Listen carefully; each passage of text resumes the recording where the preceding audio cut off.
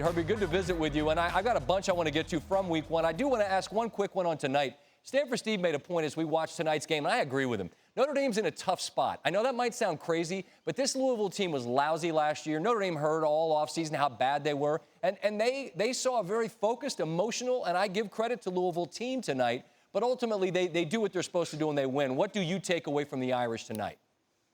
And, Scott, just to add to that, this is a Louisville team that not only fired their coach, their last 5 games, they gave up over 50 points in all 5 of those games. They quit. And so people people thought, oh, this is a laughable game. In fact, Chris even brought that up to Brian Kelly and said, is this a game where you have to play perfect and blow them out? And Brian Kelly was like, we just want to try to be professional and execute.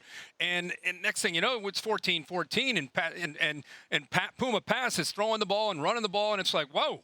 What's going on here? And if they didn't fumble at the end of the first half, it's halftime. It's tied up at 14.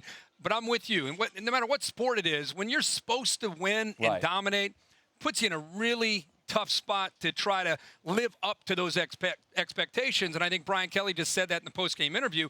I think our quarterback was trying to live up to being Ian Book. In the second half, he kind of settled down and kind of let the game come to him. All right, I got a bunch of topics from this opening week that I want to get your thoughts on here. Let's start with Jalen Hurts and this Lincoln Riley offense. By the way, one big thing on Lincoln Riley coming up later tonight. What do you make of a pretty jaw-dropping performance?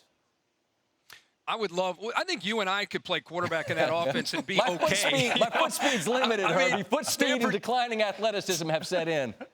I mean, it is amazing when you put a freaky athlete like these last 3 quarterbacks in that system where Lincoln Riley is just a step ahead of the defense. He's got so many unique ways of attacking. He puts his quarterback in a position where I talked to him this week, and he says, I don't want my quarterback to be a robot.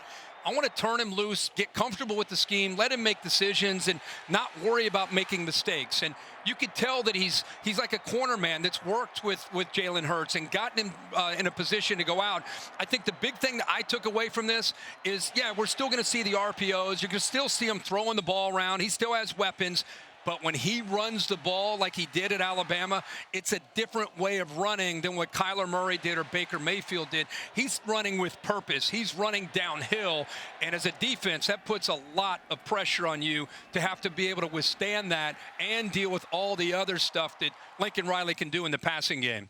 I get that Coach Taggart down in Tallahassee's got a lot to try to figure out and fix with Florida State, okay?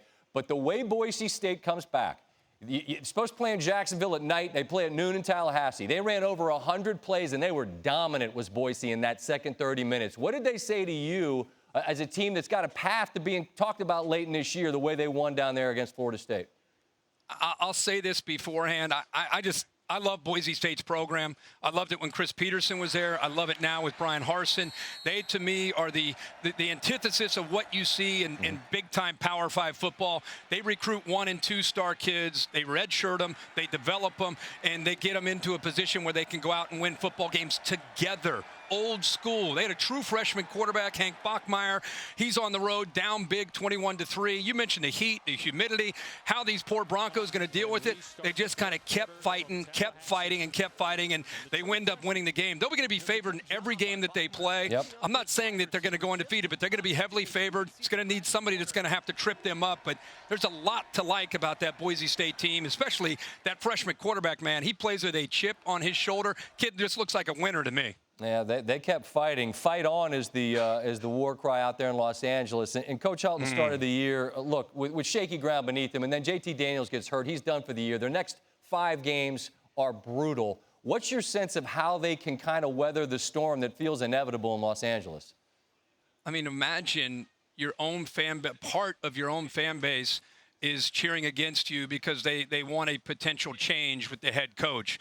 And now you lose your guy. You lose JT Daniels, who last year was a freshman, made some mistakes, but showed enough to get you excited about where he could be this year with all of his receivers returning, and then to lose him in the opening week. And now you go to another freshman. They played with a true freshman last year, and now you got to play with another true freshman. So I don't know if you have it up, but their next 5 games, I don't care who they had at quarterback. We do. It was going to be a grind. You know, it's going to be tough for them to be able to get through that. And with all the pressure on Lynn Swann and Clay Helton, who's one of the good guys in the business, you wonder where they're going to be standing by the time they get to week 6, and if they have even a chance to be having a winning record at that point. I'm with you. Let me close with this. Listen, the SEC's depth certainly could be questioned after week 1. SEC East had a rough go, but the top of it is still plenty rugged, and LSU is one of those top 5 teams. They go to Austin. Game day's going. Coach Herman's coming on the show a little bit later from Texas. Your first thought about what that game represents in terms of a monstrous early season showdown? Well, it is one of those big games where the whole nation's going to be watching. It's a big stage for 2 teams that are trying to win Power 5 conferences. Texas thinks that they're ready to take on Oklahoma.